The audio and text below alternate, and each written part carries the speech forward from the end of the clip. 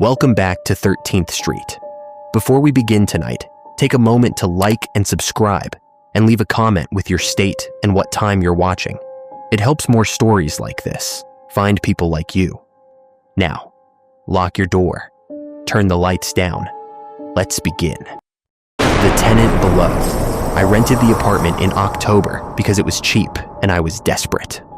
A basement unit in an old Victorian in a quiet part of town. 1 bedroom, low ceilings, small windows at sidewalk level. Its own entrance down a set of concrete steps at the side of the house. The landlord was a man in his 70s named Mr. Braun, who lived on the top floor. He showed me the place himself. He was polite but hurried. When I asked why the rent was so low, he said the last tenant had left unexpectedly and he wanted to fill the unit before winter. I took it that afternoon. The first week was fine. I unpacked. I set up my desk by one of the small windows so I could watch people's shoes go by on the sidewalk while I worked. I met Mr. Braun's wife once, a small gray-haired woman who waved at me from the front porch and did not come down to say hello. The house was quiet. I slept well for the first time in months. The knocking started on the 9th night. It came from the floor. 3 knocks, soft and patient, directly beneath my bed. I sat up in the dark and listened. I had been told there was a crawl space under the apartment, not a finished basement below me, but the few feet of dirt and foundation that every old house has. No one should have been down there. No one could have been down there. The only access Mr. Braun had told me was a small hatch in the utility closet, and it was nailed shut. I lay very still. After a minute, the knocks came again. 3 of them. Same place, same patience. I told myself it was the pipes. I told myself it was the house settling. I got up, turned on every light, and checked the apartment. Nothing was out of place. The hatch in the utility closet was nailed shut, exactly as Mr. Braun had said. The nails were rusted. They had not been moved in years. I went back to bed. The knocking did not come again that night. It came the next night, and the night after that. Always 3 knocks, always directly beneath my bed, always between 2 and 3 in the morning. I moved my bed to the other side of the room. The knocks followed, directly beneath the new position of the bed. I went to Mr. Braun on the second Sunday. I tried to be casual. I asked him about the history of the house. He told me it had been in his family since 1952. His parents had bought it. He had grown up in it. He and his wife had raised their 2 sons in it. The boys were grown now, both out of state. I asked him about the previous tenant in my unit. He looked at me for a long time before he answered. His eyes were very pale blue and very tired. He was a graduate student, Mr. Braun said. A nice young man. He lived down there for about 4 months. Then one morning I came down to collect the rent, and he was gone. His things were still in the apartment. His car was still in the driveway. His phone was on the kitchen counter, but he was gone. I asked if the police had ever found him. No, Mr. Braun said. They never did. I asked if there had been other tenants before that. He was quiet for a long moment. Then he said, "Why don't you come upstairs? My wife has made coffee." We sat in his kitchen, the 3 of them, Mr. Braun, his wife Ingrid, and a Bible on the table between us, though no one opened it. Ingrid did not drink her coffee. She held the cup in both hands and watched me the whole time. Mr. Braun told me the following. His father had bought the house in 1952 from the estate of a man named Hollis Webb. Webb had lived in the house alone for 30 years. He had been, by all accounts, a quiet man who kept to himself. In the spring of 1952, a neighbor had called the police because she had not seen Webb in some weeks, and his mail was piling up. The police had entered the house. They had found Webb in the basement. The crawl space, really. the dirt-floored space beneath the first floor. He had dug a shallow pit there and laid down in it. He had been dead for at least a month. The coroner ruled it a suicide, though no cause of death was ever satisfactorily established. Webb had simply, it seemed, lain down in the dirt and stopped.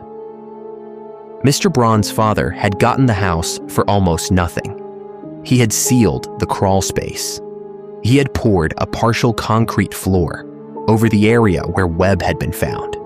He had never spoken of it to his sons until he was dying in 1989, at which point he had told Mr. Braun, and only Mr. Braun, the full story.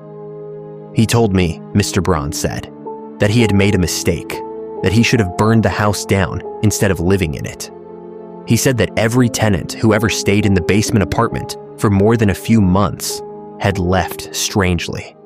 Some had simply moved out in a hurry, with no explanation. 2 had disappeared. 1 had killed himself in the bathtub down there in 1971. My father had always blamed bad luck. At the end, he did not believe it was bad luck anymore. Mr. Braun looked at me. "I am telling you this," he said, "because you have been down there for 2 weeks, and my wife has begun to hear the knocking too. It has never come up this far before. That is new. I am sorry. I should not have rented the unit to you. I needed the money. I hoped that enough time had passed." Ingrid spoke for the first time.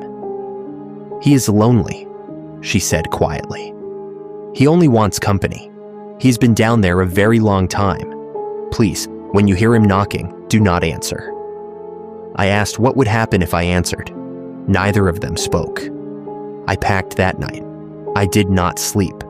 I worked by lamplight, folding clothes into suitcases, wrapping dishes in newspaper, stacking boxes by the door.